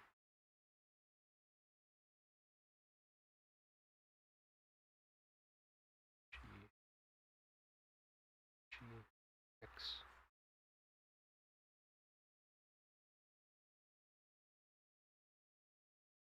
Point 4. Go. And then we need the reverse of this as well. Yeah, how the fuck do I... Reverse of that. How do I flip this? I'm not gonna bother with that for now then. No idea. Forgot. Okay, and then we need a floor tile as well. Can't be bothered to...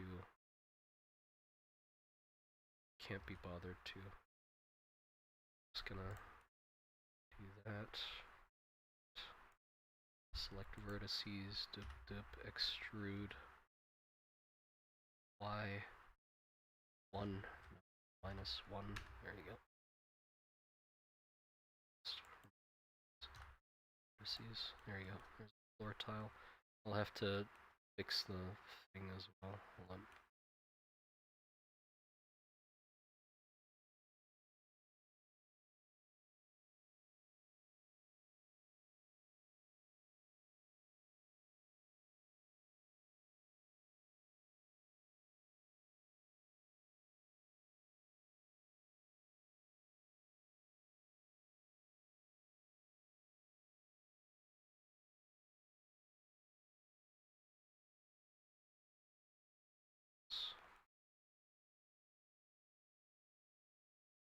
The fuck?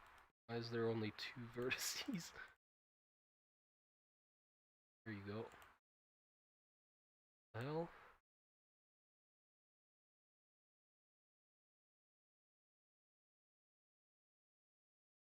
There. I'm gonna fix this up. This one has to go G I 1 0.5. This one, push this in corner G X 1. Nope. Point 2. And G I 0.5. There you go. G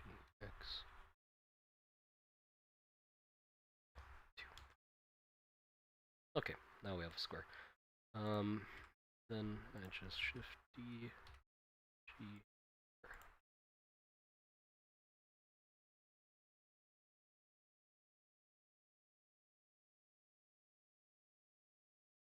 That.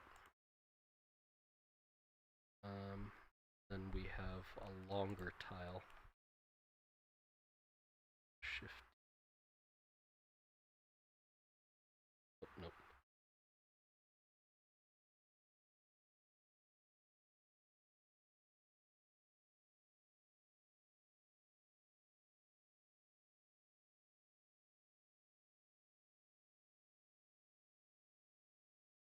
Do I?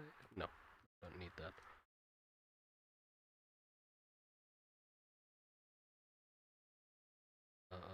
Edge. G. Nope. Y. Uh, 1.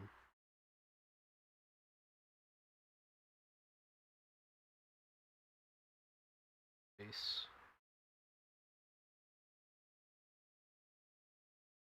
There. There you go. We got all 3 of them.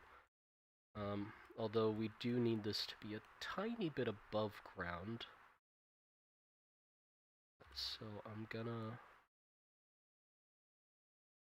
it up by 0.2. It's way too much. 0.02.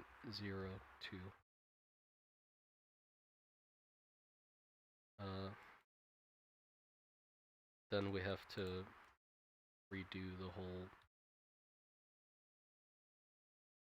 Should have done that before, but that's.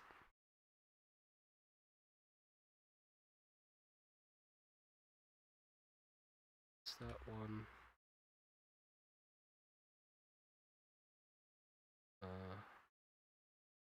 It's that one.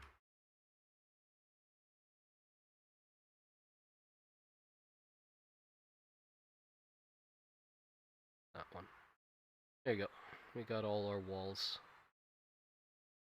and floor things.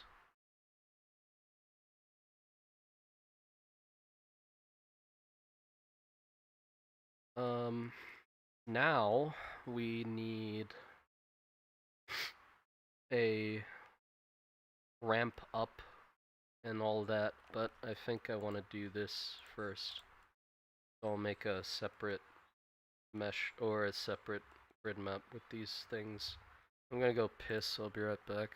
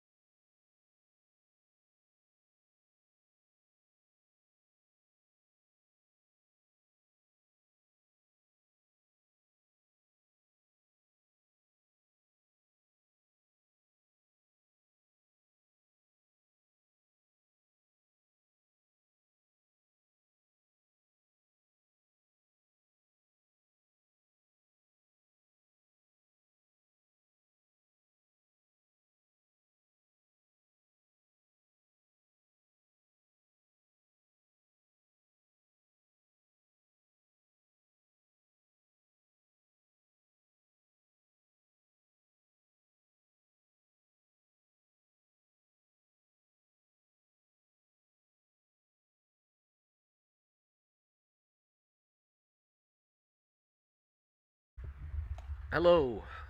Yes, I do know that you can export it with collisions directly.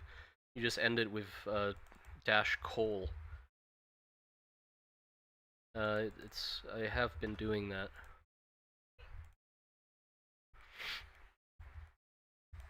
Yeah, these won't have collision though. These will just be decorative. But now I want some sort of like up ramp to the next like level. I'm trying to think how I will do that.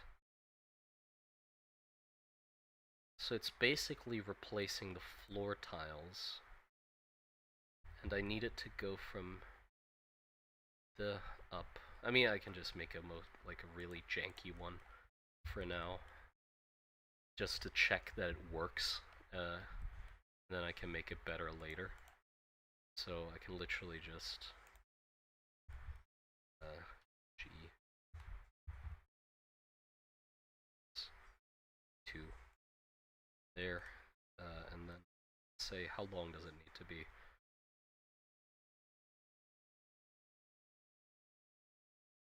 That long? Probably. How long is that? Like 3 tiles long. Nope, that's like, nope. It's like 2 tiles. I can probably get up that slope. I'll have to check if I actually can. I don't know if the character setup is able to go up slopes. Yeah, there you go. So let me just lay everything out nice.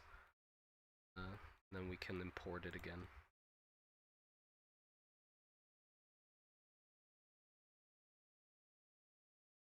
I don't really need gaps in between the things, but it'd be nice to, yeah.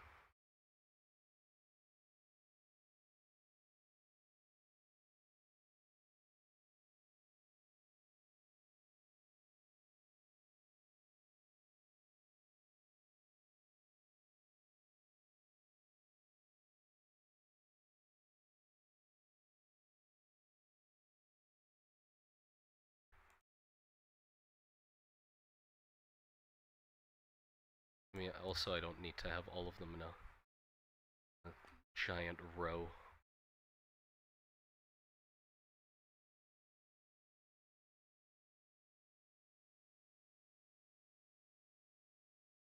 Yeah, okay, there you go. That's all the tiles we have.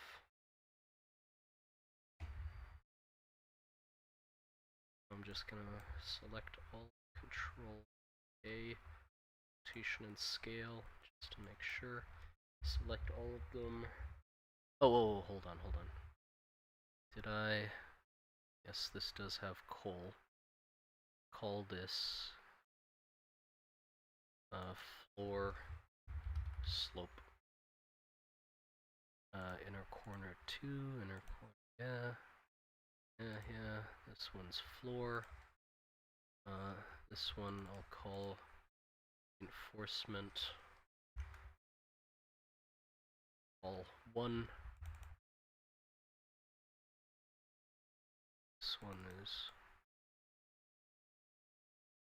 didn't it rename it? Oh no, just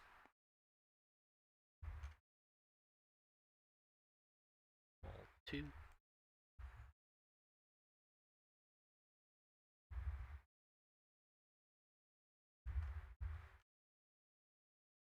All 3.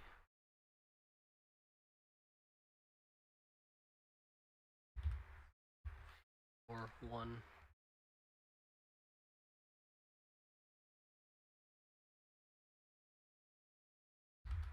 Floor 2.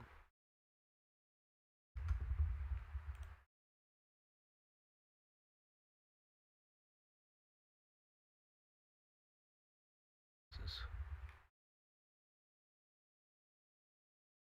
3. There you go. Okay, cool. Select all of them. I'll export this, include, yep. Okay, tile map 3. Do I need to rename this every, hold on, can I just,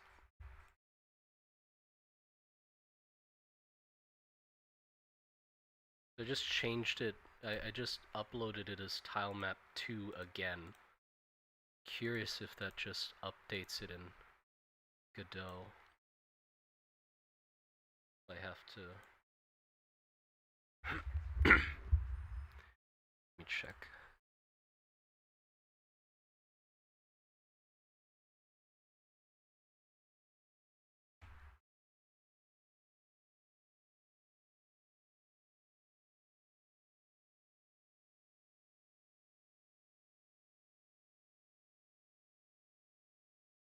I'm guessing when I put this in here, it's gonna tell me it already exists, so do I want to replace it? Nope, it doesn't. Just, what did it do?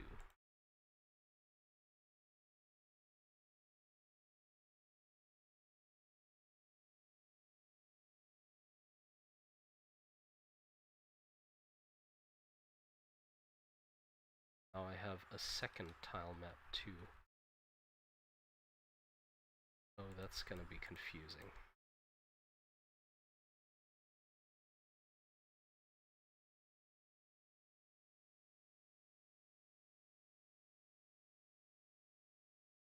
Should not have done that. Okay. Go. Shift. Control S. Tile map 2.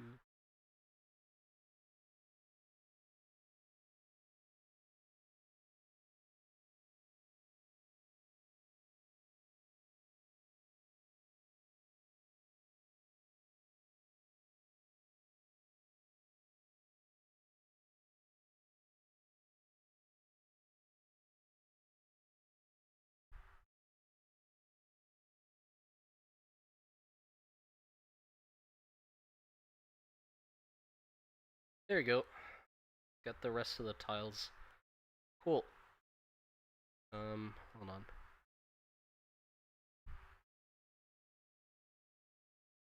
Gotta show my screen. Dang. There you go. Rest of the tiles are here. So we have the map, and let me see. So how does this work? Yeah, so it just thinks it's one tile pretty much.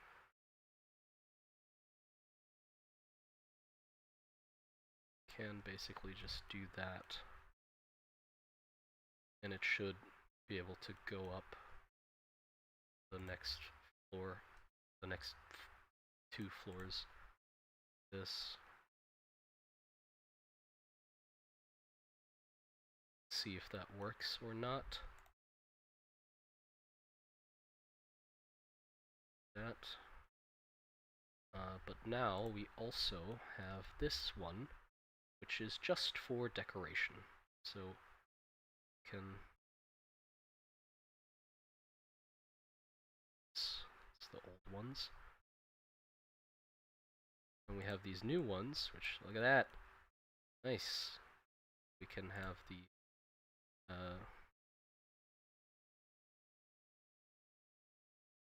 variant of it. This. The fuck?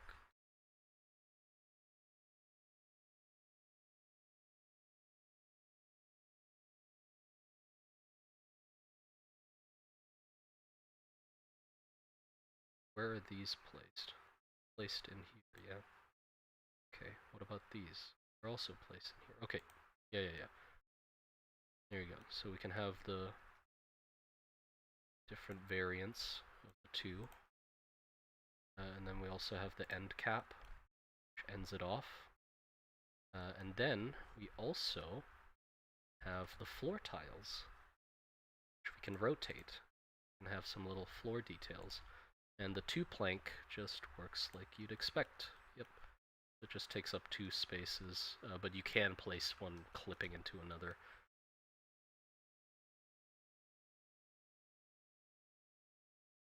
Yeah, there you go. Nice. I'd say that's pretty good. And let's see now. Does the ramp work? I mean, yeah, does work. A little jank, but that does work as a ramp. We definitely need to make the jump less strong. I don't think a soldier is supposed to be able to leap across like a football field, but you know the idea is there. Yeah, you can fall into the trenches. Okay. Yeah. Can I like? I gotta see if I like can break it. No, because I'm curious like if I can get myself. Doesn't seem like it. If I can get myself like stuck on the downslide, but I don't think so. Yeah, we don't have a falling state yet as well, so I need to add a falling state. Um, yeah, that's good.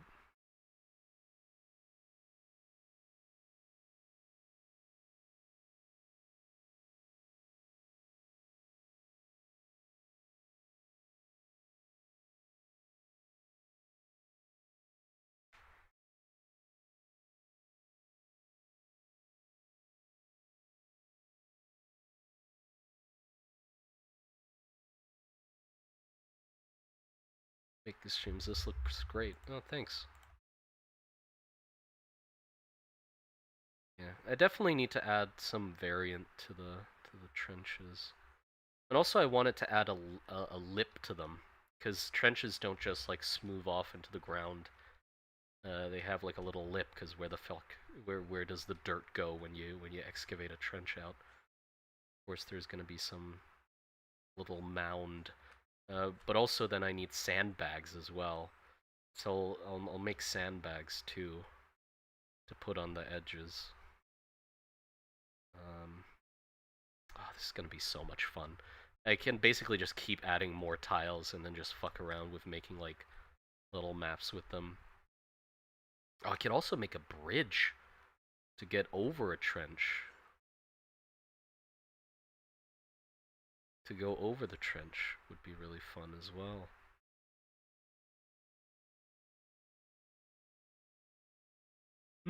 Many things to do, many things to do.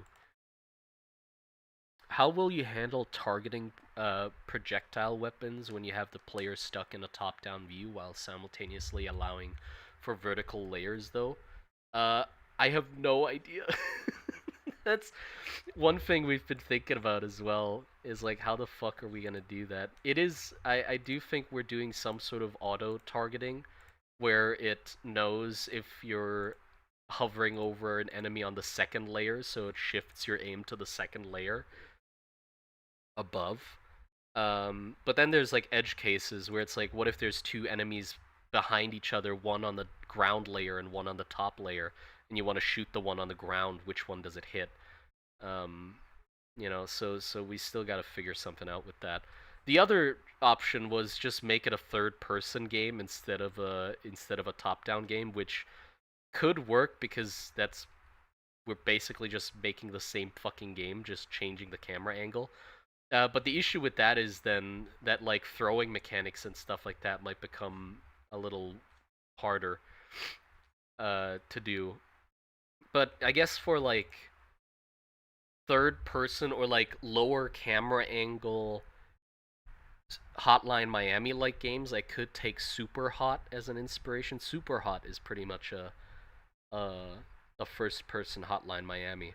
But the issue with that is then that your perspective is so much smaller that like yeah, top down has a lot of charm. I like the gameplay of top down. Uh, but then also if I do a different camera angle that requires so much more from the level to look good from that angle, because with this we basically don't see the sky. We don't see a skyline, so everything is sort of, like you can get away with a lot. But if you have a flat map like this in a third person game, it's gonna be very noticeable. Like everything's like the same height and shifts in consistently heighted levels. It's just weird. So we'll see. We'll see how the hell we do the targeting. Switch the aim to different levels. I think that would be quite annoying to switch the aim. To have to switch the aim to different levels, I think would be annoying.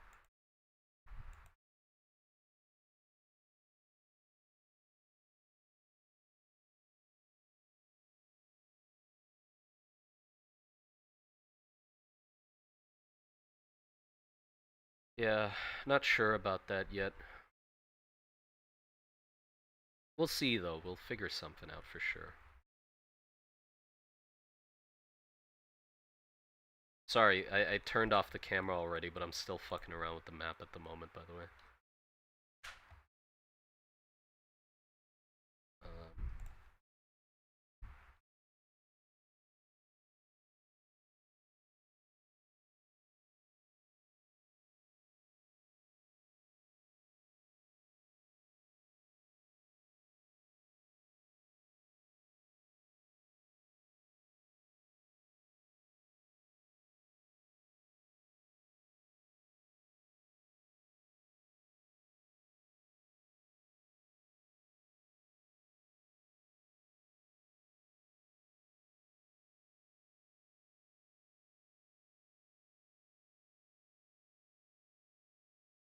you don't have to do everything perfectly. Reach a point where it works pretty well and you feel satisfied and improve from there. No shit. I mean, yeah, of course. Uh, that's how it works.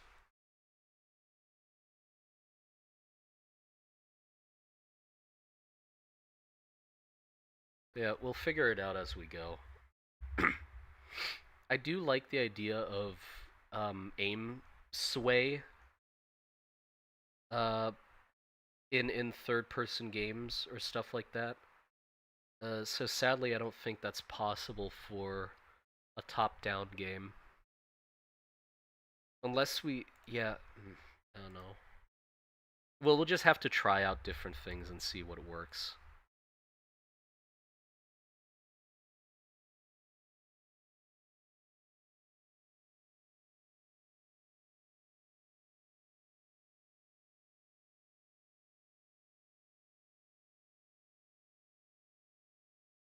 I might need to make the trenches shorter, just for the sake of the game as well. Because, like, if you're in a tight trench, it's kind of impossible to shoot something outside of the trench. Unless there's a stepping stool thingy. Which makes sense. Like, unless it's, like, right at the edge of the trench, you can, like, look up. Um, and see it. Hmm. We'll see, we'll see. See. I'll figure something out. I don't like peanut butter at all.